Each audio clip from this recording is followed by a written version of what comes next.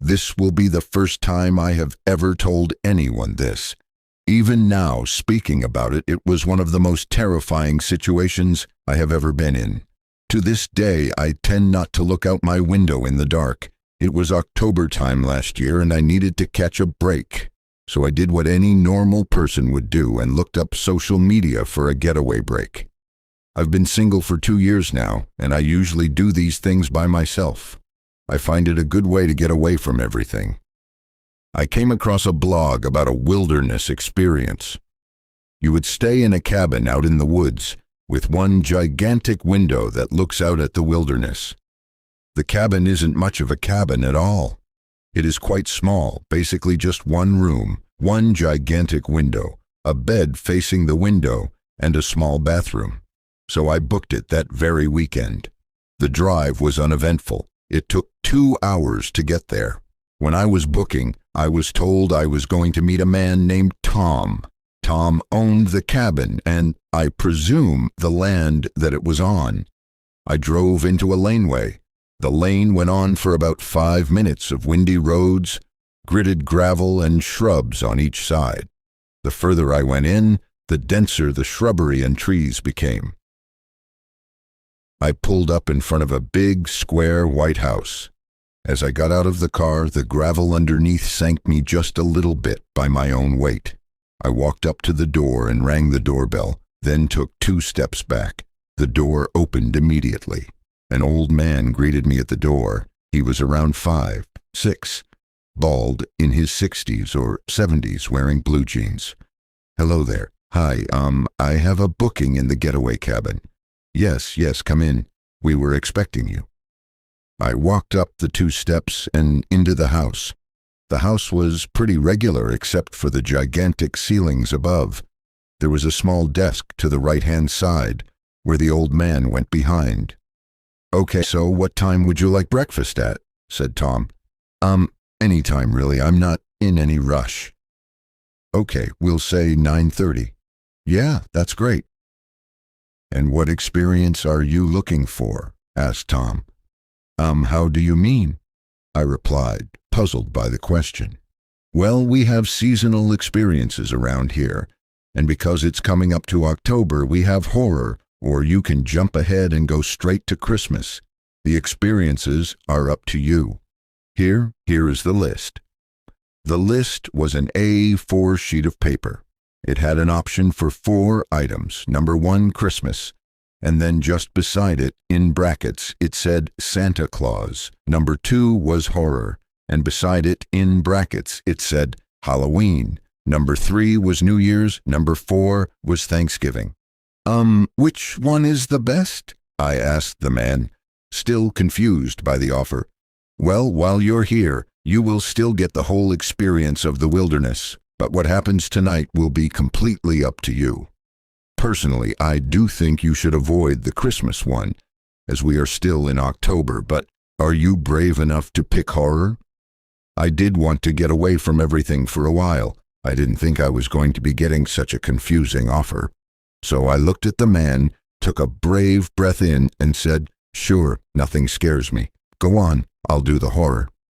"Excellent choice. So here are your keys. Your cabin is just out the door here, down the path through the woods, and you will see it in the middle of the field.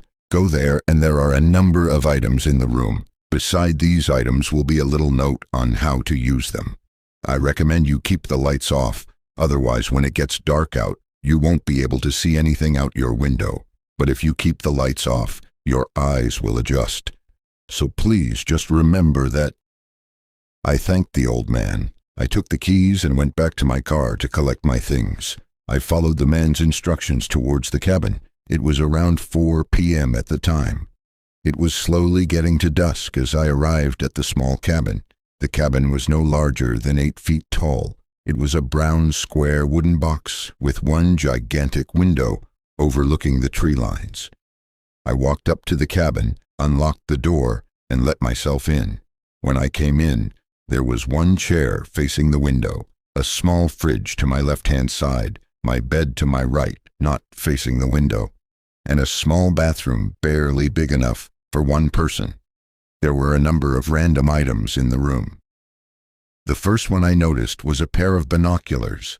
The binoculars had a note beside them that said, "Use me at nighttime. I am night vision." The next items I noticed were earplugs. The note beside the earplugs said, "Use me if the wind gets too loud." Finally, there was a notebook. The note beside it said, "Write down your experiences here." After settling myself in, I decided to take a seat on the chair, pulled over the binoculars, and put them on to see what was in the wilderness. It was around 5 p.m. at this point. Off in the distance was an apple tree. 4 small baby deer came out and slowly moved their way over to the apple tree, picking at it. The 2 main deer walked behind the baby deer. It was quite an unbelievable sight, one that, if I wasn't in this cabin and I was standing outside, would surely never happen because the deer would have been too afraid once they saw me. But behind this window, I could see everything in the wilderness. At 7 p.m., it was pitch black. At this point, I had all the lights off, staring out into the shadows. The night vision binoculars were working. You could see everything in a dark green palette. As I was there, gazing out into the wild, I heard a knock on my door. I got up out of my chair and opened it, and not to my surprise, there was no one there. I figured this was one of the horror experiences. It did give me butterflies in my stomach, excited ones, so I sat back down with a small grin on my face. Suddenly, as I looked out the window, something just ran by. I could barely make it out, but it was definitely in the figure of a human. I picked up my night vision goggles to have a look. Searching far and wide, I found nothing. It must have been just my eyes adjusting, or, again, just another one of these horror experiences. For the next 2 hours, nothing really happened. I drank 2 beers as I sat in the chair, opened a bag of chips, and just listened to the wind. I wrote down some of my experiences. I wrote down noticing the deer, someone knocking on the door, and something running by the window. I read back on a few of the entries. Nothing out of the ordinary except one from 4 weeks ago. It was from a woman named Mary. She said that she also had knocks on her door and saw something or someone running by. She said that she regretted picking the horror option. I told myself I should get ready for bed, but not before I had another look outside using the night vision binoculars. Again, I searched wide and far. Then I noticed something way off in the tree line. 2 small dots lit up. The more I stared at the 2 dots, the more an outline of a figure emerged.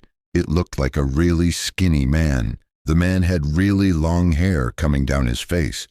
Out from the 2 dots, which I presumed were his eyes, he was hunched over with his shoulders out in front, but his arms were long and skinny. I stared at him for nearly a minute, wondering why there was a man out in the woods at this time. This was surely another horror experience happening. I stood up from my chair, still in complete darkness. I lowered my binoculars, trying to see if my naked eyes could see the man, and to no surprise, I couldn't, as it was way too dark outside. So I put the binoculars back up to my eyes. That's when I noticed the man was now standing outside of the tree line, closer to me.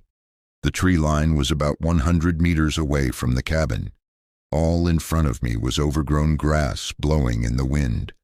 The hunched man never moved, his shoulders still pointing toward me with his arms nearly down as far as his knees. His hair was still slicked down his face. My heart began to speed up. What was actually happening here? Is this part of the horror experience that the old man welcomed? Again, lowering my binoculars, I decided to take a sip of water and then put the binoculars back up to my eyes. Now, the figure was about 50 meters away. He was a lot taller than I first expected. I don't know how he got this close so quickly. I took a sip of water for only 3 seconds. How could he move that fast? Since he was closer, I noticed he was breathing heavily. I noticed his arms and body were full of scabs. His facial features became clearer the closer he got, and yet he still didn't move. As I stared, I could see his eyes were staring directly at me. I decided to grab my phone and call Tom. I was worried that this wasn't all part of the experience. I searched for Tom's name on my phone, found it, put the phone to my ear, and looked up. The man, or figure, was now only 10 feet away from the window. At this point, I did not need binoculars at all. The figure was taller than the cabin itself. Its eyes were fixated on me. Its hair was no longer covering its face. Its wide mouth was left hanging open. Its long arms moved up and down as its body was breathing. I kept my eyes on the figure as Tom wasn't answering his phone. The figure's head shifted upwards, looking into the sky. Its neck was long and skinny. Its hair was falling down the back of its head, revealing its skinny, stretched abdomen. It roared in a high-pitched voice. I put my hands to my ears. The noise was unbearable. I grabbed the earplugs that were left in the cabin. I reached for the light switch to turn on the lights. The lights were blinding as they came on. I looked back out the giant window but could only see the reflection of myself. Then something banged against the window. Pushed up against the window was one of the baby deer I saw earlier. It was lifeless. Wrapped around its neck were 5 long gray fingers. The loud scream came back again. I pressed my hands against my ears yet again, keeping an eye on the window. The deer vanished as if thrown away from the glass. The screaming slowly deteriorated into silence. All there was silence. Me and my reflection. I hesitantly went to go and turn off the light switch. I took a deep breath, closed my eyes, and flicked the switch. Slowly opening them, I noticed nothing. There was nothing there, only the vast field and the tree line. I didn't get a wink of sleep that night. The next morning, I went back to Tom's house to check out. I rang the doorbell to be greeted by Tom. "Why, hello, welcome," Tom said in surprise. I was just about to come down with your breakfast." "Yeah, that's quite all right. I honestly didn't get a wink of sleep last night, and I need to go home, but thank you so much. I'm going to hit the road as soon as I can." "That's no problem at all. Come on in and I'll check you out," Tom said in a welcoming manner. I stepped back into the high-ceilinged hallway. I handed over the keys to Tom as he took out the card machine for me to pay. "So you must have had a hell of an experience last night then." Tom smiled gleefully. "Yeah, you weren't kidding with the horror experience anyway," I replied in a friendly laugh. "Oh, it's just a little bit of fun. It wasn't supposed to scare you that hard," Tom said proudly. "Well, I just couldn't sleep, knowing there could be someone just standing outside my cabin the whole night." I laughed back. Then Tom said it. "Oh, I don't be standing out in the middle of the field all night. I just do a simple knock and run by, that's all." Tom said nonchalantly. "Yeah, and the tall, skinny man who was off in the tree line?" I said, raising my brows, still putting on a grin. "Excuse me, what tall, skinny man? We only have one experience here for horror, and that's me knocking on the door and running by. What man in a field are you talking about?" Tom finished speaking, lower his voice with each word he said, staring at me, worried. Then it hit me. If it wasn't him that was out in that field staring at me, then what was it? I have a few paranormal events that happened all throughout my life. Most of them are pretty tame. But there is one that got to me and still sticks with me today. About 4 years ago, I was ending my freshman year at college. I had lived in the dorms with a kick-ass roommate and pretty much had a great experience altogether. Towards the end of my last semester, something seemed different in my hall. We were all still our lively selves, but just walking into the dorms would give you this massive feeling of dread. We wrote it off as stress from finals, but it just felt off. Well, one night after studying, I decided to hit the shower so I could wake up and make my way to class in a few hours. Before I continue, let me explain the layout of the hall and the bathroom. Our hall was one of many on a single floor. Each had 4 rooms, 2 people per room, or 1 for the RA. The entrance was a massive steel door with a small window at one end. Across from it was the bathroom. Honestly, it felt more like a prison block than a college dorm. The bathroom, when you walked in, had 2 sinks on each side, left and right, with huge mirrors facing each other, creating that endless reflection effect. Past that, 2 urinals, a toilet stall on the left, and 2 showers on the right. If you stood at the left sink, you could see into the showers from the mirror if the door was open. Same thing with the right sink. You'd catch the reflection of the shower. The bathroom door was like the hall one, a thick steel frame with a tiny window. You couldn't see anything through it.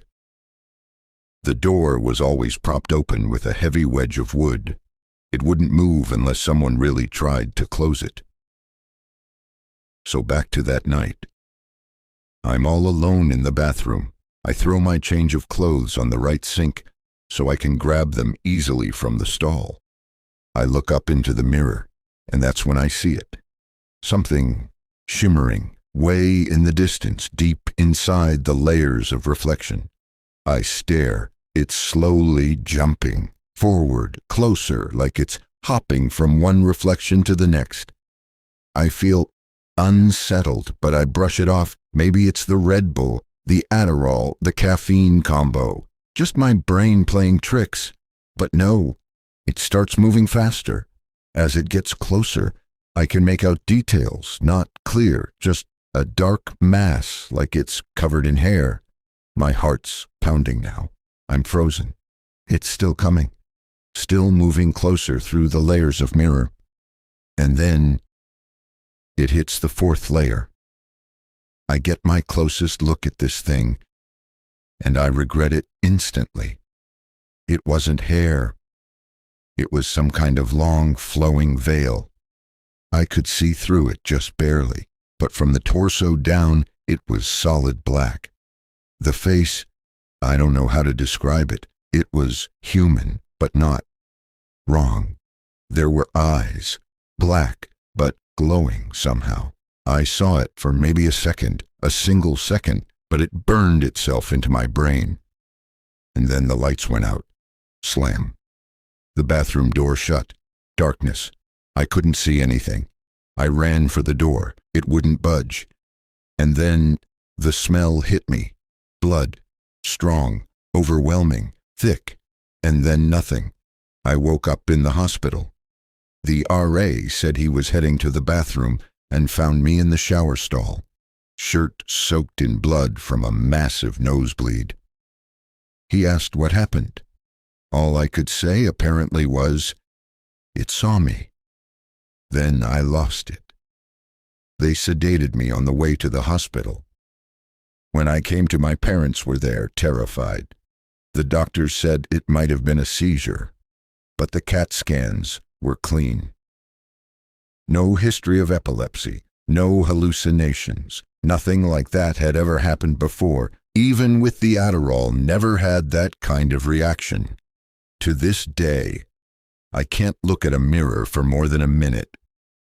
Being in a room with one for too long, I break down. I've been in therapy for 3 years now. I've spoken to religious leaders. No one recognizes what I saw. They just tell me to pray. But this thing, it wasn't evil. It wasn't demonic. It was just there. And the strangest part, before that night, nothing ever happened in those dorms. And since then, nothing. Just that one isolated incident. And before we continue, don't forget to subscribe if you enjoy this kind of story. It was a Friday around 1:30 in the afternoon. I was in my room upstairs, lying on my bed, playing my favorite game on my phone. The house was quiet, completely empty, like it usually is at this time. My mom always visits my grandma on Fridays, and my dad hangs out with his friends. Suddenly, I heard my sister Emily calling me from downstairs. "Alex, come quickly, there's something weird." I lifted my eyes from the screen, and shouted back without getting up, "Just a sec, let me finish this round." A few seconds later, she called again, this time more urgently, almost angry. "Alex, come now, you have to see this." Right then, I started to feel off. And now that I think back to it, her tone wasn't normal. It didn't sound like her. I closed the game, got up, left my room, and started heading down the stairs. As I was going down, I could see the kitchen from the stairway. I saw her standing there, but something was off. She was facing the wall, completely still like a statue. Her back was to me, and she wasn't moving, not even breathing as far as I could tell. My heart started pounding. While I was halfway down the stairs, my phone started ringing in my hand. I looked at the screen. Mom was calling. As usual, she was checking in. She gets nervous if we don't pick up quickly. I answered the call, and before I could say a word, I heard Emily's voice from the other end. "Alex, I'm with Mom at Grandma's. We already ate, so if you're hungry, order something for yourself." My heart dropped. I froze right there on the stairs. Slowly, I lowered my eyes from the phone, back to the kitchen. She was still standing there. Same place, same position. I didn't even think. I bolted, ran straight back to my room, slammed the door shut, and hid under the blanket. My heart was racing, hands shaking. I couldn't think. I couldn't make sense of anything. I just sat there, trembling, listening to every little sound in the house like it was footsteps getting closer. I didn't feel safe until I heard the front door open and my family came home. To this day, I still don't know what that thing in the kitchen was, or why it sounded exactly like my sister. About 2 years ago, my father bought a house in a remote rural area, which had been abandoned for 7 years. The place was surrounded by dense forests and thick vegetation, with almost no neighbors nearby. The house had once been occupied by a small family, a man, his wife, and their only son. After the wife passed away, the man and his son lived alone until the father died of a heart attack. The son in his 20s left the house and moved to another city to live with his uncle. After he left, the house was handed over to a distant relative, an elderly lady living alone, to take care of it. However, the son had cut off the electricity due to an inability to pay the bills, so the elderly lady lived in complete darkness, relying only on a small kerosene lamp. After a year, she was found dead in the house 2 days after her passing, completely alone. The house was left vacant for another year before being sold to a new owner, and then later, it was bought by my father. The previous owner had only stayed for about a year, and he once told my father that he felt something a bit strange about the house, though he didn't elaborate on what he meant. Despite this, my father was taken by the charm of the place and found it perfect for family vacations, especially given the affordable price. When we first visited the house, it was in terrible condition. The ceilings were damaged, the floors were filthy, and the walls were peeling. While I was inspecting the house, I noticed 2 large mirrors facing each other in the living room. One of them had a long vertical rust mark, as if it had been scratched by someone's hands. I also saw a small pentagram drawn on the outside wall of the house in charcoal. I thought to myself, it must be a prank from some mischievous kids. It took nearly 2 months to clean, repair, and furnish the house. After that visit, I didn't return for quite a while, but my brother went with some friends and stayed there for 2 days. When he returned, he told me that on the second night, while watching TV, he saw a woman with very long hair, dressed in white, pass in front of him. It was around 11 p.m., and all his friends had already gone to sleep. He said he couldn't see her face because it was completely covered by her hair. He added that she didn't walk. She seemed to glide past him, disappearing behind the stairs leading to the second floor. I didn't believe him at the time. I told him, "That's nonsense." But everything changed about 4 months ago. I went back to the house by myself for a quiet weekend. It was only 10 o'clock in the morning and I was lying on the sofa listening to music. I started to feel a bit drowsy. When I switched to a song by Joe Cocker, I suddenly heard the sound of a camera shutter and saw the screen flash. My phone was running the music app, and there was no way it could take a picture while playing music. I was confused. I looked at the screen and noticed a picture had been attached as album art to the song. The image was dark, barely visible, but in the top right corner there appeared to be a strange figure. I rotated the image 90 degrees and adjusted the lighting, and I saw what looked like a distorted face of a man. This true incident was told to me by a friend around 1 a.m. near Library Road at NIT Trichy. The event took place somewhere in Bihar, India. The exact location remains unknown. My friend's grandfather, a politician, was traveling by car late at night. This was during a time when owning a car was a luxury, and proper roads were few and far between. Eager to reach home sooner, the grandfather, whom I'll refer to as Uncle from this point onward, asked the driver to take a shortcut. This road was rarely used at night due to rumors of supernatural activity. Being an educated man, Uncle didn't believe in such stories and felt he was making a logical choice.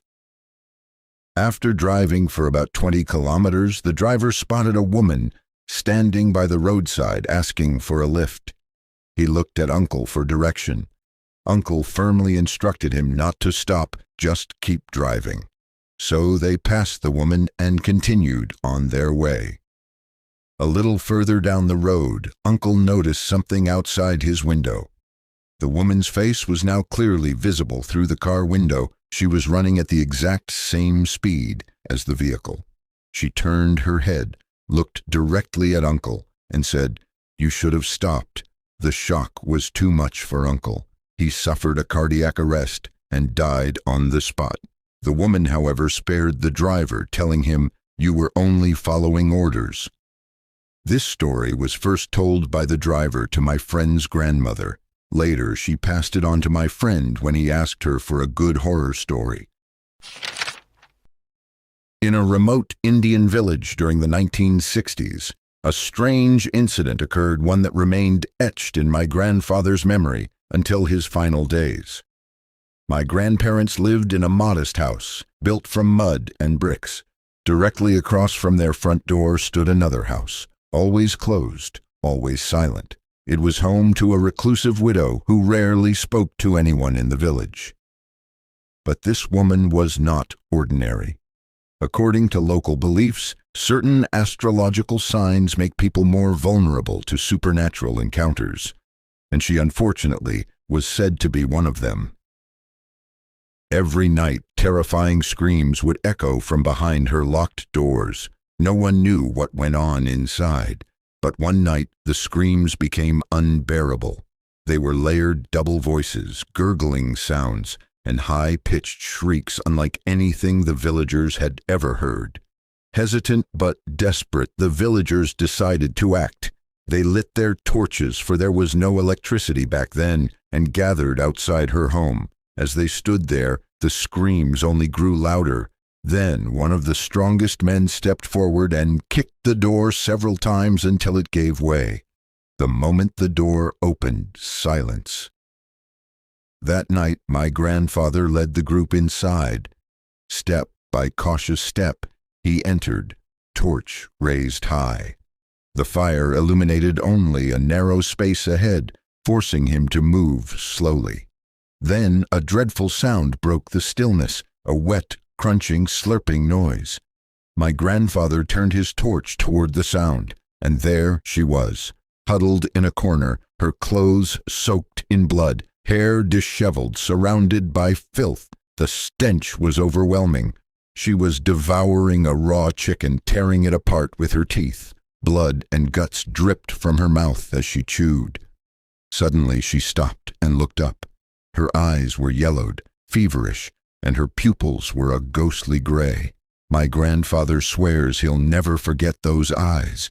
Before he could react, she lunged at him, unnaturally fast, and bit into his thigh. He woke up screaming, soaked in sweat, a nightmare or so he thought, but when he reached for the jug of water next to his bed, he felt a sharp pain in his leg. He held up the oil lamp, and there it was, a bite mark, clear and green. Panic spread through the village. Rituals were performed to ward off evil spirits, and people avoided the woman's house day or night. Eventually, the screams stopped, and so did the woman's life. Her mutilated body was found inside the house. Authorities had the structure torn down and burned. Ceremonies were held to appease whatever lingered behind. And to this day, my grandfather still shudders when he remembers that woman, especially her eyes.